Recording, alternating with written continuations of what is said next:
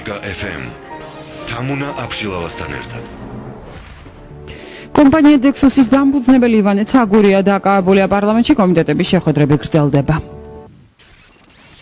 პირდაპირ ეთერშია რადიო იმედი საინფორმაციო გამოშვება ქრონიკა FM სტუდიაში მუშაობს თამუნა აბშილავა რუსუდან კერვალიშვილს მაერჩეულიშვილსა და ივანე ცაგურიას ბრალის დამტკიცების შემთხვევაში 11 წლამდე პატიმრობა ემუქრება თბილისის პროკურატურამ ცენტრპოინტის დამფუძნებლებს მაერჩეულიშვილსა და რუსუდან კერვალიშვილს ასევე დექსუსის დამფუძნებელს ივანე ცაგურიას თაღლითობისა და მითვისების მუხლით ბრალდება წაუყენა. გამოძიების მოთხოვნით დაყადაღებულია ცენტრპოინტ ჯგუფისა და მასთან დაკავშირებული ფიზიკური პირებისა და კომპანიების არაერთი უძრავი ქონება, ასევე შეფს ალიანს კაპიტალის საკუთრებაში არაერთი უძრავი ქონება. დღესვე პროკურატურამ რუსუდან კერვალიშვილის ბრალდების შესახებ არჩილ კბილაშვილის დადგენილება გამოაქვეყნა. კერვალიშვილის ბრალდების შესახებ საქართველოს მთავარი პროკურორის დადგენილებაში წერია.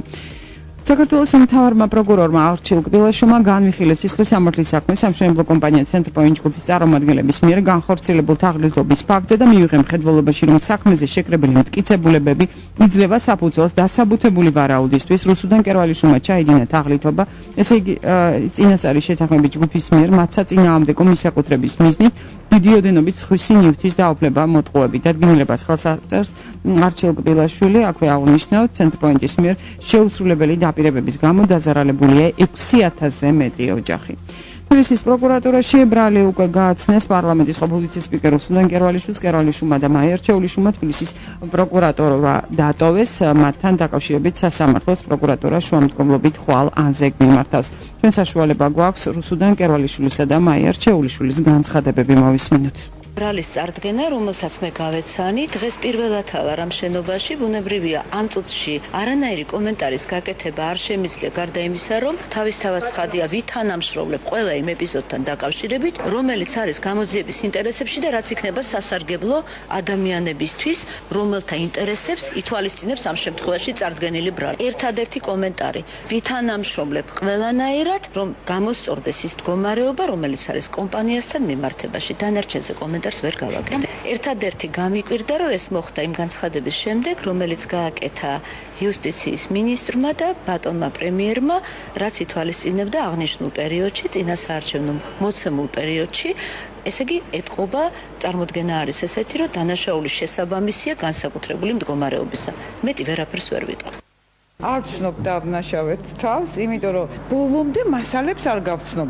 მხოლოდ და მხოლოდ აი ამ წინა ნაწილს გავეცანი ბრალდებისას. იმდენი ხანია მიდის ძიება, რომ ვერაფრით ვერ ვიტყვი, რომ ეს რამე პოლიტიკურს უკავშირდება. უბრალოდ იმდენი საჩივარი იყო შეტანილი, რომ წარმოუდგენლად მიმაჩნია, უნდა მიექცია ცხადია პროკურატურას ყურადღება. მე რომ ყოფილიყავი თაღლითი, დექსუს მართვაში არ გადავცემდი $80,215,000 ქონება. კომპანია დექსუსის დამფუძნებელი ივანე ცაგურია კი დაკავებულია და გადაყვანილია წინასწარი დაკავების იზოლატორში. ოფიციალური ინფორმაციით ივანე ცაგურიას წარედგინა ბრალდება დანაშაულთათვის დახმარება თაღლითობაში წინასწარი შეთანხმების ჯგუფის მიერ გაფლანგვა სამსახურეობრივი მდგომარეობის გამოყენებით და დიდი ოდენობით ცაგურია თბილისის პროკურატურაში ბრალის გაცნობის შემდეგ აიყვანეს. როგორც ქალაქის პროკურატურაში საზოგადოებასთან ურთიერთობის სამსახურის ხელმძღვანელმა განმარტა, გამოძიების ცნობით ამ ხანაგობად აბუგაშვილი 88 წევრების მიერ შეტანილი დიდი ოდენობით თანხების უკანონო დასაკუთრებაში იმხილებიან ცენტრპოინტის დამფუძნებელი და 50%-იანი წილის მფლობელები რუსუდან კერვალიშვილი და მაერჩეულიშვილი, ასევე ივანე ცაგურია კომპანია დექსუსის დამფუძნებელი და 33% წილის მფლობელი. გამოძიების ინფორმაციით მინაშენეთა მიერ შეტანილი დიდი ოდენობით თანხების ცენტრპოინტ ჯგუფის დამფუძნებელთა მიერ წინასწარ შეთანხმებული და სხვადასხვა დანაშაულებრივი სქემებით მართსაწინააღმდეგო დასაკუთრების გამო შეუძლებელი გახდა ამ ხანაგობის წევრთა წინაშე აღებული ვალდებულებების შესრულება და მშენებლობის დასრულება. ამ თემაზე თუ რა გამოხმაურება პოვა პარლამენტართა შორის ჩვენ მომდევნო გამოშვებებში ვისაუბრეთ. პარლამენტში კი კომიტეტების შეხვედრა გრძელდება. ადამიანის უფლებათა კომიტეტმა განიხილა და კენჭი უყარა პირველი მოსმენით რამდენიმე პროექტს, მათ შორის ფარული ჩანაწერების შესახებ ამნისტიის კანონპროექტს. კონკრეტულად რა საკითხზე ისაუბრეს, თამარ ბუბაშვილი საუბრობს. ადამიანის უფლებათა დაცვის კომიტეტმა რამდენიმე საკითხი განიხილა და კენჭი უყარა, მათ შორის ერთ-ერთი არის ამინისტია ფარულ ჩანაწერებთან დაკავშირებით. კონკრეტულად ეკაბესელიას ინიციატივით მიხედვით პირი, რომელსაც უკანონოდ აქვს მოპოვებული ფარული ჩანაწერები, იმ შემთხვევაში გათავისუფლდება სისხლის სამართლებრივი პასუხისმგებლობისგან, თუ ის კანონის ძალის შესვლიდან ერთი თვის ვადაში საგამოძიებო უწყებას მიმართავს. თუმცა ინიციატივის მიხედვით ამინისტია შეეხება მხოლოდ იმ პირებს, რომლებსაც უკანონოდ აქვთ მოპოვებული ფარული ჩანაწერები და არა მათ, ვინც თავად მიიღო მონაწილეობა ამ ჩანაწერების შექმნაში.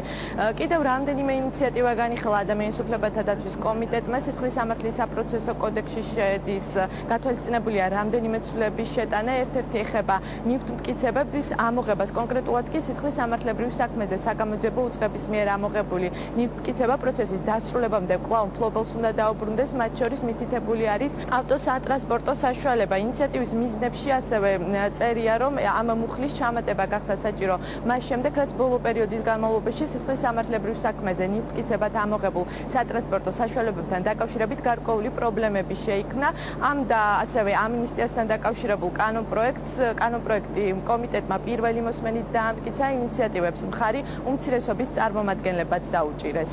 დოება აღმოჩნდა სრულიად დაუცველი წინა ხელისუფლების მიერ სისტემური კონტროლისა და იმ ტოტალური თვალთვალის და უკანონო ჩანაწერების გამო. ადამიანებს აქვთ განცდა, რომ ყველა მათი პირადი და საოჯახო თუ სხვა ტიპის ურთიერთობები იყო წინა ხელისუფლების კონტროლის ქვეშ. ჩვენ გვაქვს ეს რეალობა. ამიტომ კომპლექსურად გვინდა, რომ ეს პრობლემა დავძლიოთ. ერთ-ერთი ესეთი გზა, რომლითაც ეს საფრთხე იქნება არიდებული, არის ინიციატივა ამნისტიის პროექტი, რომელიც შინაგან საქმეთა მინისტრის პირადი იდეა იყო და ჩვენ ერთობლივად ვიმუშავეთ ამ საკითხზე, რომ ყველა ის პირი, ვის ხელშიც აღმოჩნდა უკანონო ჩანაწერი, ნებისმიერი ტექნიკური საშუალებით განხორციელებული, იმ პირებს ვაძლევთ შესაძლებლობას წარადგინონ კანონის ძალაში შესვლიდან ერთ თვეში საგამოძიებო ორგანოებში ეს მასალა და ჩააბარონ. დღემდე ინახავს და უფრთხილდება განსაკუთრებით შინაგან საქმეთა სამინისტრო პირადი ცხოვრების ამსახველ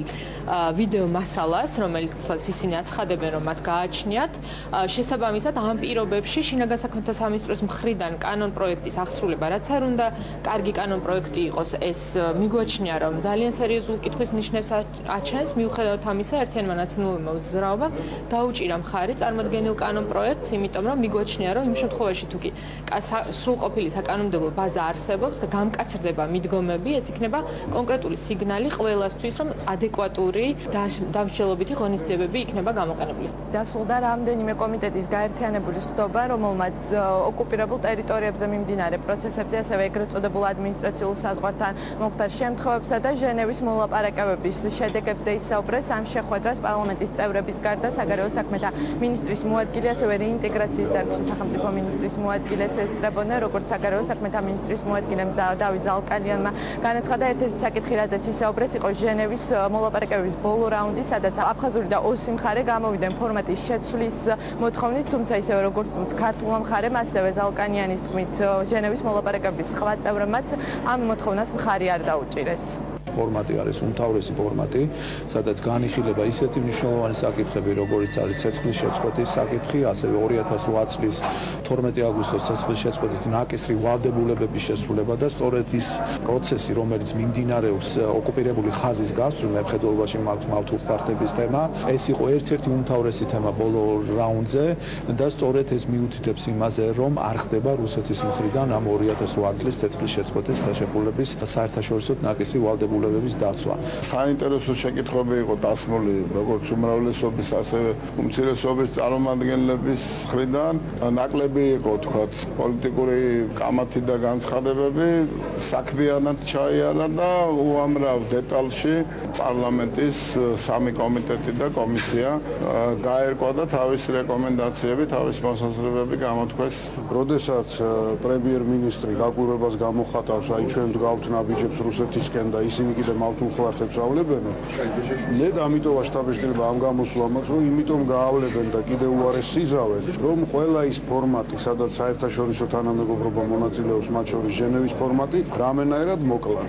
ქართულ მხარეს აიძულონ ყველანაირად პოლიტიკურად აი რუსული კალაპოტის ფარგლებში ჩაეტიოს და ეს საერთაშორისო დახმარებაზე აქცენტირება აღარ გქონდეს. საკანონმდებლო ორგანოში განათლების კომიტეტის ხდომა არის დაგეგმილი, სადაც პირველი მოსმენით რამდენიმე საკითხს განიხილავენ, ამასთანავე უფრო მოგვიანებით განათლების კომიტეტის წარმომადგენლები უმაღლესი განათლების შესახებ კანონის შესატანცვლებებს არასამთავრობო ორგანიზაციებსა და აკადემიური წრეების წარმომადგენლებს წარუდგენენ.